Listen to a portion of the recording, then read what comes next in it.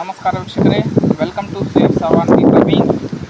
ಇವತ್ತು ನಾವು ಈ ಒಂದು ಜೇನು ಪೆಟ್ಟಿಗೆಯನ್ನು ತೆಗೆದಾಕಿದ ನಮ್ಗೆ ಏನೋ ಒಂದು ಸಮಸ್ಯೆ ಉಂಟಾಗಪ್ಪ ಅಂದ್ರೆ, ಎರಡು ಪ್ರೇಮಗಳು ಒಂದೇ ಪ್ರೇಮದಲ್ಲಿ ಒಂದು ಮೇಣವನ್ನು ಕೊಡ್ಕೊಂಡಿದ್ದು ಚೆನ್ನಾಗಿ ಕೂಡ್ಕೊಳ್ಳೋದ್ರಿಂದ ಹ್ಯಾಂಡಲ್ ಮಾಡುವಂಥ ಸಮಯದೊಳಗೆ ನಮಗೂ ಕೂಡ ಅದು ತೊಂದರೆಯನ್ನು ಉಂಟು ಮಾಡ್ತದೆ.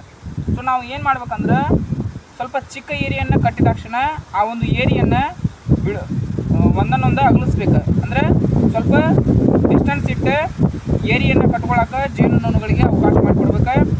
ಆದರೆ ಇದು ಆ ಥರನಾಗಿ ಡಿಸ್ಟೆನ್ಸ್ ಇಡ್ಲಾರ್ದಂಗೆ ಆಗಿದ್ದಕ್ಕೆ ಈ ಏರಿಯನ್ನು ನೀವು ನೋಡ್ಬೋದು.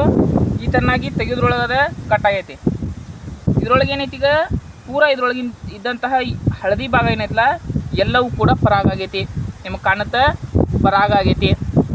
ಹೌದಾ? ಇದ್ರೊಳಗೂ ಸಹ ಇದು ಪೂರ ಒಂದು ಏರಿಯಾ ತುಂಬೆಲ್ಲ ಪರಾಗವನ್ನು ಸಂಗ್ರಹ ಮಾಡಿತ್ತು.